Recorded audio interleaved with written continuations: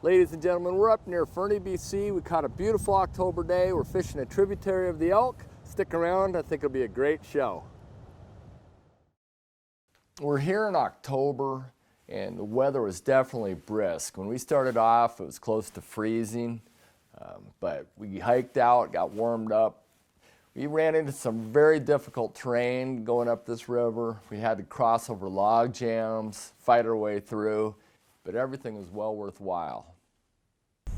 When we came to this hole, it was obviously a classic good fishing hole, good depth, good tail out and riffle coming into it. So I started my approach with a streamer. I did this because it was recommended from the fly shop and also because it was October. I wanted to do something that I could approach slowly and present slowly to the fish. So I started kind of cross and a downstream, fishing the streamer in the tail out so it could be slow and I could drag it and see if a fish would come up and hit it. Oh, there's a fish. All right.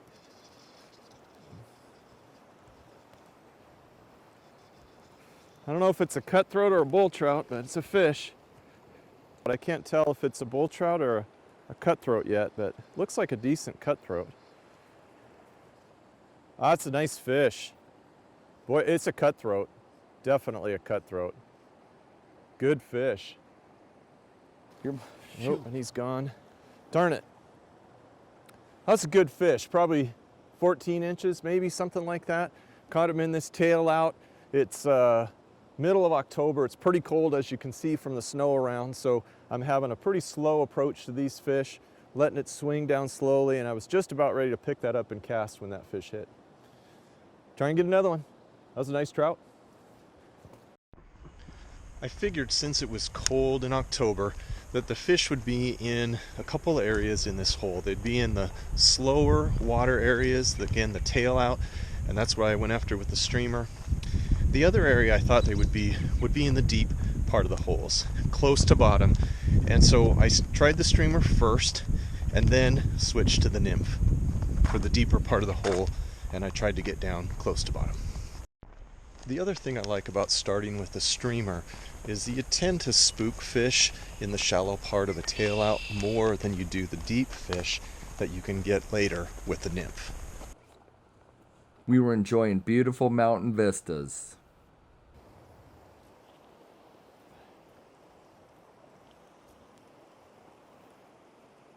There's a fish, Ladin. Cool. Yeah, a little cutthroat on a nymph. Yeah, it's a nice cutty. Once I had fished through the hole with the streamer and felt like I covered the water really well, I switched to the nymph. And stonefly nymph had been recommended to us by the fly shop. Plus, it's just a good option in most western rivers. So I also wanted to get the fly down deep close to bottom because of cold water temperatures. So I chose a double beaded stonefly nymph and put it under a strike indicator to try and get it deep and present it slow enough that the fish would go after it. Worked on the stonefly nymph. Good fish. Look at that fish out there. Wow, it's beautiful. Yeah, nice colors. I used a strike indicator in this particular hole because it had really big boulders. I thought if I didn't, I would get down in those boulders, lose my flies or chance of getting snagged up. So I tried to get a strike indicator at just the right depth that the fly would be a few inches off bottom to maybe just bumping bottom. Oh, it's a good fighter. It's awesome. Tell you, in this colder weather in October, you really got to go slow for these things. Slow with the streamer, slow with the nymph.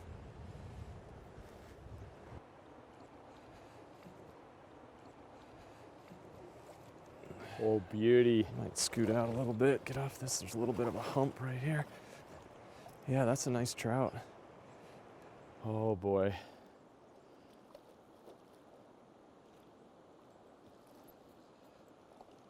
Steve worked a large cutthroat closer.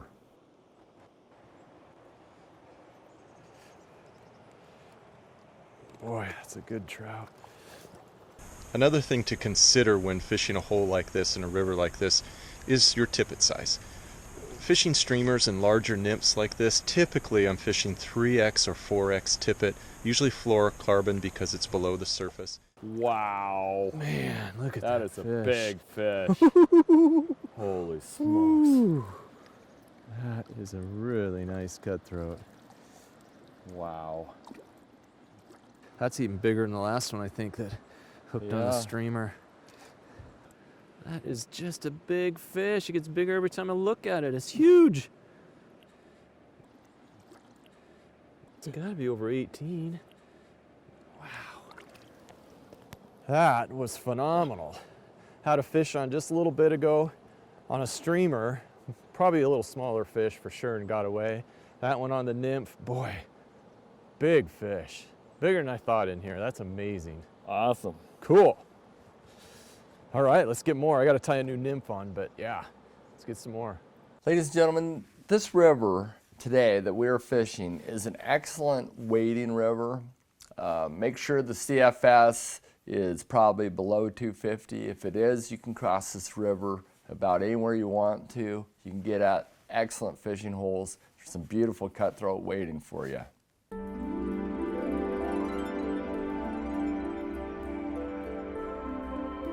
The scenery on this river was awe-inspiring. Steve cast the streamer into a nice tail out below a pool. The second hole we came to was not as deep, but it did have a nice riffle into a little bit of a deeper run, so it seemed like it would hold fish.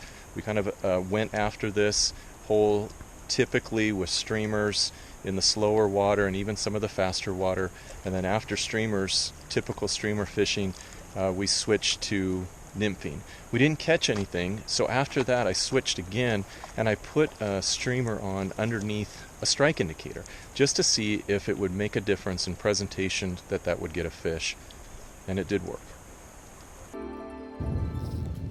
Fish, big fish. Ladin, big fish. Oh boy. It's a big, heavy fish, really nice. Decided to put a streamer under Oh a my strike gosh. indicator, and first cast down there, he took it. That's huge. Yeah, it's a nice trout. There's some big trout in this river, man alive.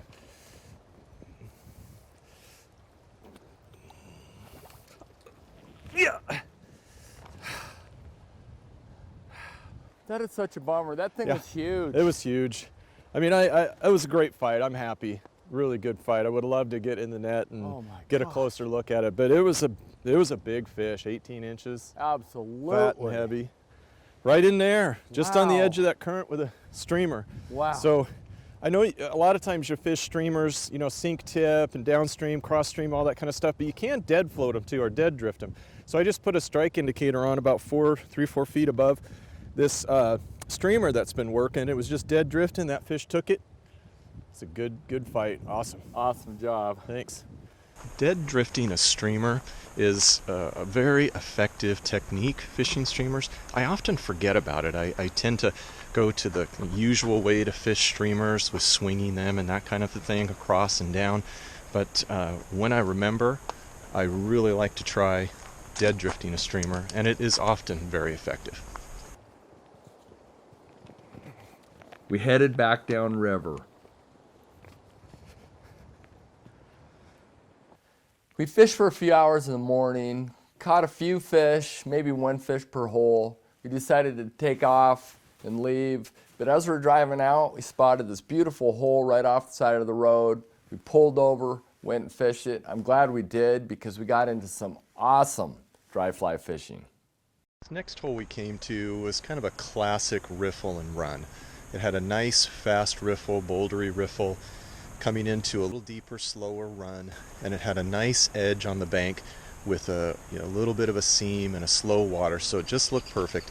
And right away we did catch one on a streamer, Ladin did, and then Ladin saw a fish rise. So right away we were kind of expecting a blue-winged olive hatch, mayflies in the fall. So right away we had a pole ready with a dry fly, and we tried a mayfly imitation about size 18, small enough to imitate these little blue-winged olives that were coming off. Yeah. Yep. Oh, yeah. Good There cast. we Good go. cast. Come on, baby. There's a fish rising very close to the bank, maybe a couple inches. I threw about 5 casts over it. Finally, this fish took. You might have to try and go. Oh, he went after it. You got it? got Yeah. him. Oh, nice Got job. him. Oh boy, it's a big guy too. Yeah. It's a big fish. That was such a subtle take, man. Yeah, it was. Wow, it's a big one. The toughest part for Ladin on this fish was the cast. Needed to get it over close to the bank so the fly was in line with the fish without spooking it. And then he also did a reach cast, an upstream reach cast, and that allowed it with a little bit of a mend to get a natural drift far enough so that fish had time to take it. Oh boy. There she is. You don't want to get too far down Okay. here. Starts to wrap it up. Oh boy. Wow. It's a gorgeous colored fish. Look at that beautiful fish. Wow. Again on the little purple haze deal. Just coming in nice and smooth. Another thing we considered to help catch this fish was the tippet. We used 5X tippet. We're using a size 18 fly, so you want a small tippet, 5 or 6X. And we also used monofilament rather than fluorocarbon. The advantage here in monofilament is that it doesn't sink. Fluorocarbon sometimes will sink and drag the fly under the water. So we used monofilament in this case. Fluorocarbon works a lot of times too, but we used monofilament and it kept the fly from getting drug under the water, and I think that helped Ladin catch this fish. Oh, gorgeous. Get him. Oh Get him. my Nice gosh, job. look at the Whoa, color. that's a hog. Oh, it's a hog. Wow. What a beautiful fish on the dry fly. Wow. You'd never know it was that big seeing it rise. No, I mean, you but knew I it was could- a decent yeah, fish, I could but feel the weight. That is a huge fish. Wow, gorgeous. nice cast. Thank you. And Man. way to reach. Well, that was a good idea. Yeah, and moving down with it to keep it going. Yeah. For just it all long worked. enough. Yeah. He took it. I didn't even know he took it until about a second later. I saw him go after it, but Yeah. I wasn't sure he had it. Yeah, I think the fly's out. Okay. Huge hog. That is so cool. What a fish. Awesome. On the dry. On the dry fly. in You can't October. beat it. I know it's cold weather. We haven't seen a lot rising. All of a sudden, we see these things finning coming up. And boy, spectacular fish. Yeah, awesome. Yep. Maybe there's more, but There might be. I think I saw. I Yeah. still see it. Yeah, we got to get him. It's my turn. Try to get it. Yes. Yeah. Often fish really like little soft seam on the inside of a riffle or a run. Close to the edge, they can really come up even shallow, and flies will float in there. They have easy access to come up very shallow to get a dry fly. They have protection because they can get into the riffle pretty quickly. And then it's also difficult a lot of times for fishermen to get a good drift over the current into that soft water. So it's a good place for fish, and you find them there often. I found this particular river by Googling fly shops in Fernie and then just checking out all the options there. Before we got to this river, we checked out Google Earth and we tried to locate where we thought some good fishing holes might be. I know sometimes the river changes, but in this particular case, it paid off because we found some excellent fishing spots. Ladies and gentlemen, we just had a great time here in British Columbia, caught some beautiful fish. Please join us next week for more Fishing with Ladin.